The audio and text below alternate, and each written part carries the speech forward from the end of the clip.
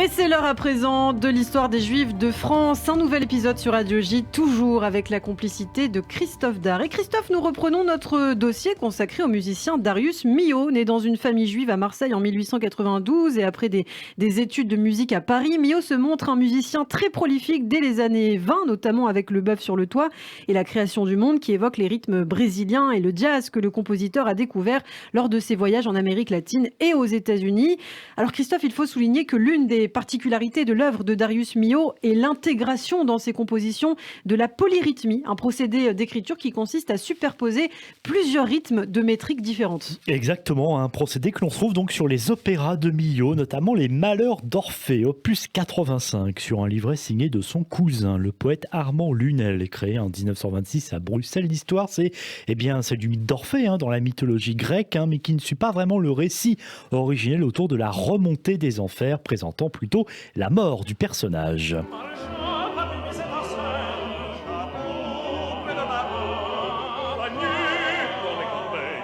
Chacun sur sa porte lutte avec son métier. Chacun sur sa porte lutte avec son métier. Les Malheurs d'Orphée de Darius Milhaud, ici avec l'orchestre, donc en français, l'orchestre de l'Opéra de Paris, sous la direction de Milhaud lui-même, et oui, en 1956. Et toujours sur un livret de son cousin, le poète Armand Lunel, Milhaud compose une grande fresque Esther de Carpentras, sous-titrée Le Carnaval hébraïque. Oui, on reste dans le domaine de l'opéra bouffe, plus précisément, composé au milieu des années 1920, mais qui ne sera créé qu'en 1938 à l'Opéra Comique à Paris. Le livret, en fait, qui s'inspire, c'est intéressant, d'une version provençale de l'histoire de la reine Esther. On rappelle que Darius Milhaud vient justement de Provence. C'était une histoire écrite en 1774 par deux rabbins sur les démêlés de la communauté juive de Carpentras, avec le pouvoir clérical incarné par un évêque qui consent à autoriser les juifs à raconter l'histoire de la reine Esther.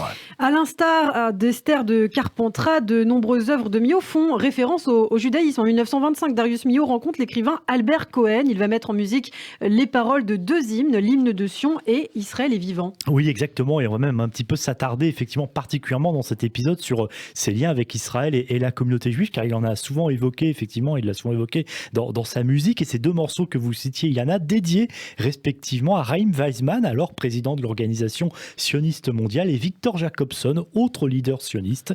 L'audition de la première version de ces deux morceaux pour chant et piano a lieu à Paris, et la seconde version est pour orchestre. Milhaud compose aussi des suites de danse et une variété de concertos pour piano, violon, violoncelle, alto. Il compose aussi des musiques de films. Oui, il est très prolifique, même si les films en question ne sont pas restés dans les annales. Dans ces années d'intense production, il faut souligner le rôle notamment important de son épouse, qui n'est aussi que sa cousine, à Darius Milhaud, la comédienne Madeleine Milhaud, qui est à la fois donc sa muse et sa complice. Elle est aussi metteur en scène, librettiste, notamment pour un opéra, Médée, opéra en un acte qui a été créé en 1938 et qui sera proposé au public parisien quelques semaines seulement avant la débâcle de l'armée française en 1940. Alors entre-temps, Darius Milhaud a entamé l'écriture de symphonies. La production de musique de chambre de Milhaud est tout aussi prolifique, pas moins de 18 quatuors à cordes, des quintettes et des suites pour vent, des sonates et des duos. Et oui, toujours effectivement très actif, et forcément la guerre qui marque un coup d'arrêt lors de la défaite de la France face à l'Allemagne nazie en 1940. Darius Milhaud, à la fois épinglé par le statut des Juifs et considéré en plus comme un compositeur dégénéré, va partir pour les États-Unis, et c'est là-bas que débute en quelque sorte une nouvelle carrière outre-Atlantique d'enseignant, puisqu'il enseigne au Mills College d'Oakland en Californie. Alors parmi ses élèves, deux plutôt prestigieux en particulier, le futur pianiste Dave Brubeck, auquel Milhaud conseille de persévérer dans le jazz.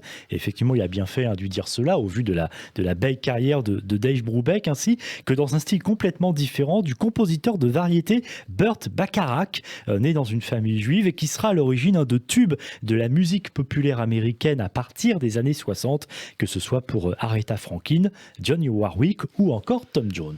Pendant ce temps, à Paris, en pleine occupation, l'appartement de Darius Milhaud, boulevard de Clichy, est pillé par les nazis, mais des amis mettent ses partitions toutefois à l'abri et sauvent son piano. Et à partir de cette période, bon nombre de ses œuvres vont vraiment évoquer l'exil, la résistance que sort des Juifs pendant la Shoah et bien sûr sa propre appartenance au peuple d'Israël.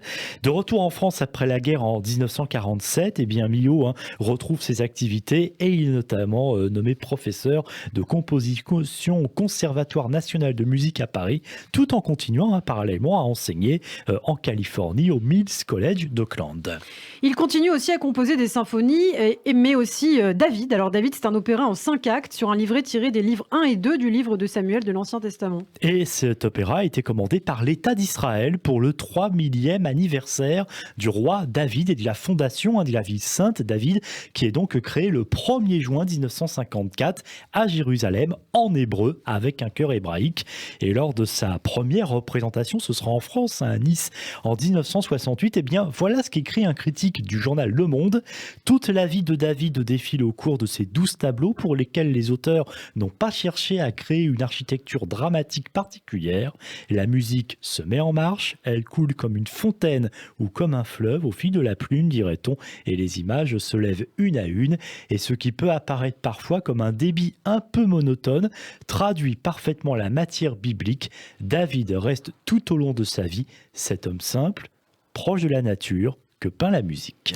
Milhaud compose aussi à la même période le Candélabre à 7 branches, opus 315, un cycle de 7 pièces brèves pour piano qui évoque les fêtes de la religion juive. Et oui, pas plus de quelques minutes pour donc ces fêtes, le premier jour de l'an, jour de pénitence, fête des cabanes et la résistance des Maccabées, mais aussi la fête de la Reine Esther, la fête de la Pâque ou bien encore la fête de la Pentecôte. Et justement, on va écouter un petit extrait du premier jour de l'an.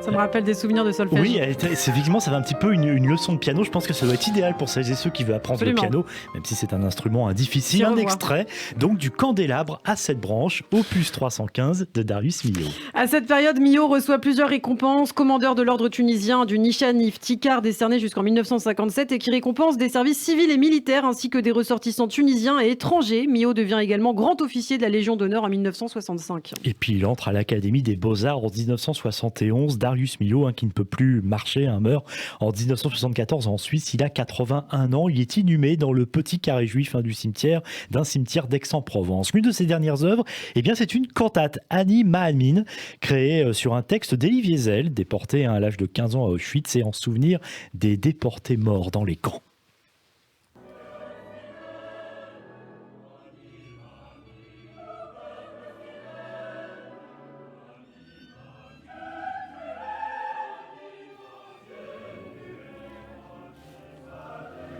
Ami Maamin de Darius Milhaud, la musique donc d'inspiration juive destinée au culte, au concert ou à la scène.